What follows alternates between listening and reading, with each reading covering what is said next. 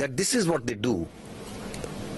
Kashmiris, people who inadvertently crossed line of control, on different pretexts, they hold these Pakistanis, these Kashmiris, in different prisons, in locations, and then torture them, then kill them, and then pose them as infiltrators, as terrorists. This is the story of a minor boy who crossed into Kashmir years ago.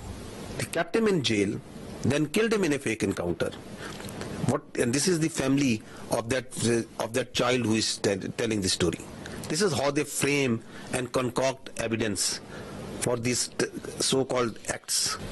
So this boy, in October 2013, this minor was taken into Indian custody, and they killed him in October 21 on the charges of being a terrorist. What they did after Pahalgam, opened up the same playbook. So this is on 24th of April, 2 days after Pahalgam, we saw that the Indian media reported a fake encounter that 2 terrorists from the Pakistani side, they were infiltrating and they were killed. Look at their bodies, these so-called terrorists. They are 2 citizens, more than 50 years old, from a divided village, 2 Pakistani citizens from the Pakistani side of Kashmir. Clean shoes, shining mocations, pistol, and a planted gun, and a planted pistol. And these are the terrorists that are going across in an area which is a border which is infested with military forces all over. And once the media went to their village and to ask the truth, what I want to bring to your notice is this: you as independent journalists, please go and find the facts. These are the facts. You pick innocent people, you murder them, the army sits and tells them these are terrorists. They do it on daily basis.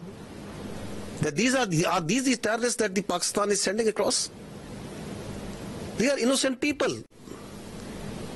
And on basis of that, you ratchet up concocted lies, a story, and you put it out in the media, in international media. You blame Pakistan.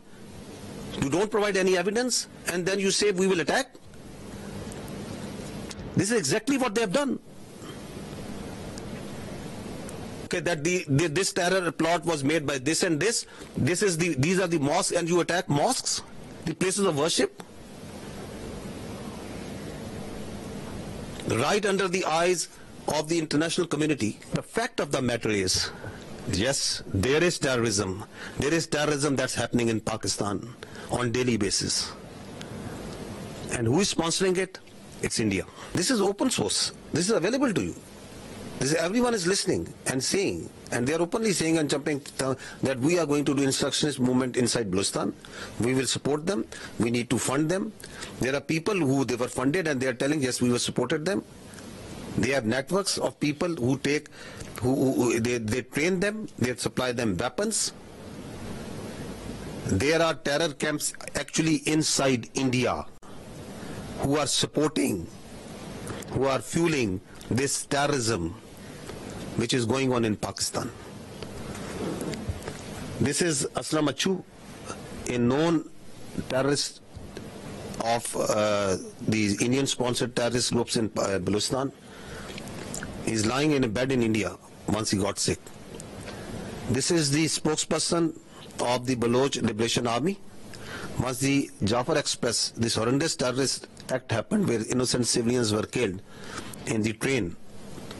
Where was he? He was being taken by the Indian media, and he's glorifying that act of a defunct, internationally recognized terrorist organization. So who is supporting them? Where is he sitting? Which country's media is glorifying this terrorist act? Now look at this way of this video that once the Jaffar Express happened. This is a video that was shot exactly at the time when the train was blown up by the terrorists. Where was this video given? From where it was aired first time on the electronic media? India. And who is the one who is airing it? The Indian media. Who is supporting that and celebrating and glorifying that terrorist act? Indian media. This is the evidence that we put in January of 24, the Foreign Office of Pakistan. Are they only involved in Pakistan? No, they are involved elsewhere also. They are involved in Canada also. They are involved elsewhere in the other countries also. You must have heard it again and again, but just to understand that why they are doing this, what they are doing right now, is because they don't want the world to ask these questions. You yourself support terrorism. You yourself mastermind terrorism. You yourself execute transnational killings. And at the same time, without any evidence, you concoct stories. And then on the pretext of those false presumptions, you carry out military aggression against innocent citizens.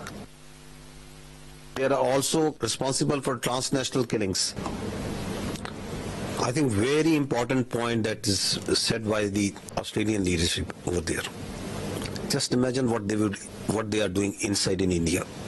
Once this Pahalgam incident happened, immediately after that the National Security Council of Pakistan sat down and issued a declaration.